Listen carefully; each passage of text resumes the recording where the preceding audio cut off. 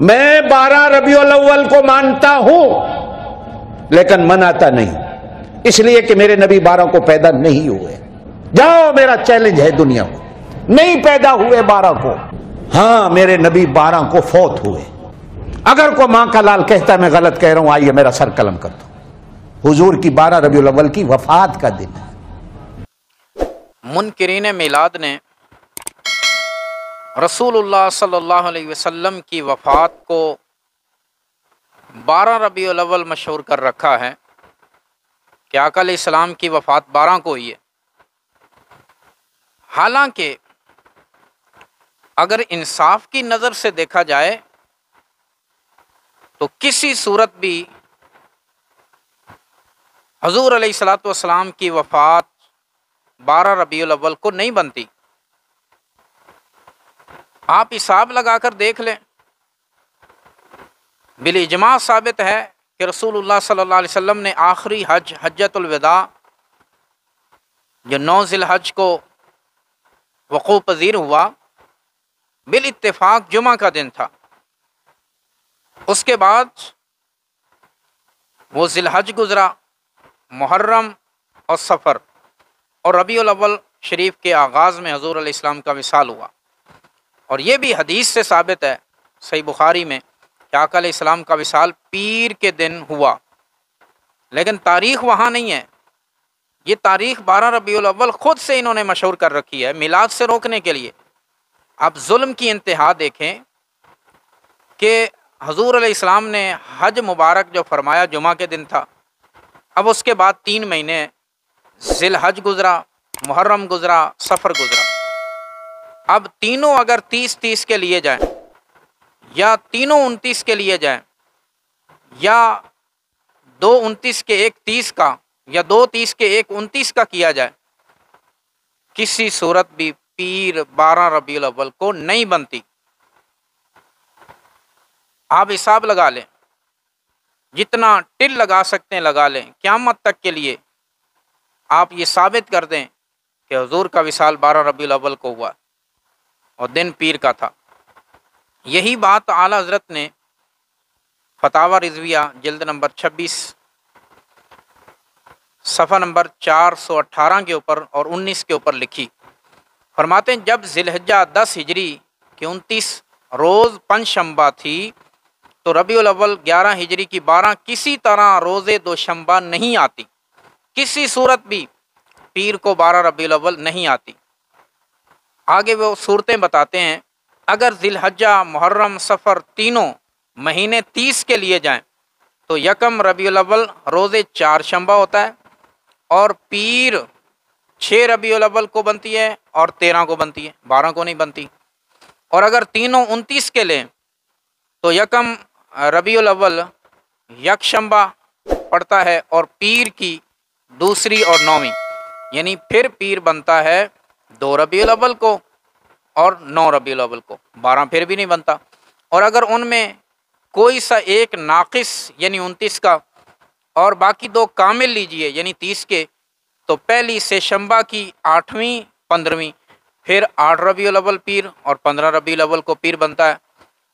गर्ज और पीर की 7वीं 14वीं, और अगर एक कामिल 2 नाकिस मानिए तो पहली पीर की होती है यकम रबीउल अव्वल पीर, फिर पीर जाकर बनता है 8वीं रबीउल अव्वल को और 15 रबीउल अव्वल को, 12 रबीउल अव्वल पीर फिर भी नहीं बनता। गर्ज 12वीं किसी हिसाब से नहीं आती और अगर और इन 4 के सिवा 5वीं कोई सूरत नहीं बनती। तो आपको उम्मीद है कि समझ आ गई होगी कि 12 रबीउल अव्वल पीर वाले दिन किसी भी सूरत नहीं बन सकती। तो लिहाजा रसूलुल्लाह सल्लल्लाहु अलैहि वसल्लम का विसाल 12 रबीउल अव्वल को नहीं है, 2 रबीउल अव्वल को ज़्यादा मशहूर कौल है और 2 को फिर 12 समझ लिया गया।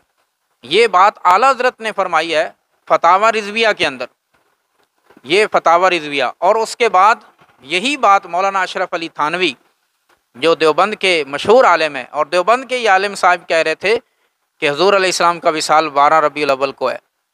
झूठ की इंतहा। आप देखें, ये नशर तीब है, मौलाना अशरफ अली थानवी की, सफ़ा नंबर 194, क्या लिखते हैं कि और वफ़ात आपकी शुरू रबीउल अव्वल सन 10 हिजरत रोज़े दोशंबा को कबल ज़वाल या बाद ज़वाल आफ्ताब हुई, यानी शुरू रबीउल अव्वल। इस पर गौर करें, हुज़ूर अलैहिस्सलाम की वफ़ात शुरू रबीउल अव्वल में हुई, यानी आगाज़ रबीउल अव्वल में, और 12 तो वस्त रबीउल अव्वल में बनती है। तो लिहाजा इससे भी मालूम हुआ कि थानवी साहब ये बताना चाहते हैं कि हुज़ूर अलैहिस्सलाम का विसाल 12 रबीउल अव्वल को नहीं हुआ। फिर आगे मज़ीद इसके हाशिए पर उन्हीं का हाशिया ख़ुद मौलाना अशरफ अली थानवी क्या कहते हैं, और तारीख़ की तहकीक नहीं हो सकी कि वाकई वफ़ात 12 रबीउल अव्वल को थी। और 12वीं जो मशहूर है वो हिसाब दुरुस्त नहीं होता। 12वीं अगर मशहूर है अगरचे उलमा में, लेकिन वो हिसाब दुरुस्त नहीं बनता, क्योंकि इस साल ज़िलहज्जा की 9वीं जुमा की थी, 9 ज़िलहज जुमा को था, और यौम वफ़ात दोशंबा साबित है हदीसों से कि हुज़ूर अलैहिस्सलाम का यौम वफ़ात पीर है। बस जुमा को 9वीं ज़िलहज्जा होकर 12 रबीउल अव्वल दोशंबा यानी पीर को किसी तरह नहीं हो सकती। तो यही बात तो थानवी साहब ने भी की है, जो आला हज़रत ने की है। लिहाजा क़यामत तक के लिए इनके पास वक्त है कि वफ़ात 12 रबीउल अव्वल को साबित कर दें, हिसाब किताब के ज़रिए साबित कर दें तो जी बिस्मिल्लाह, लेकिन न खंजर उठेगा न तलवार इनसे, ये बाजू मेरे आजमाए हुए हैं।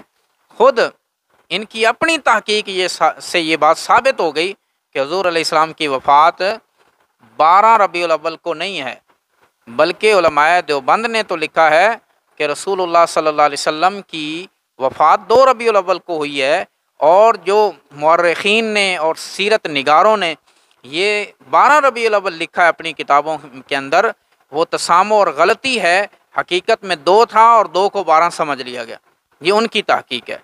बहरहाल हम तो ये तस्लीम करते हैं कि 12 रबीउल अव्वल हुज़ूर अलैहिस्सलाम की वफ़ात नहीं है, और अगर बिलफ़र्ज़ 12 रबीउल अव्वल को हुज़ूर की वफ़ात भी हो तो वफ़ात मनाने का हुक्म कहीं ना कुरान में है ना हदीस में है कि हर साल वफ़ात मनाओ, बल्कि ये है कि जब अल्लाह का फ़ज़ल और उसकी रहमत हो जाए तो कुरान का हुक्म है खुशी मनाओ।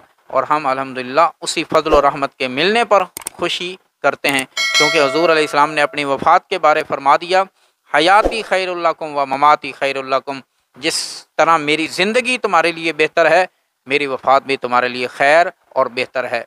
तो लिहाजा जब बेहतर है तो बेहतर पर तो गम नहीं करना चाहिए। हुज़ूर अलैहिस्सलातु वस्सलाम ने इसका कहीं भी हुक्म इरशाद नहीं फरमाया।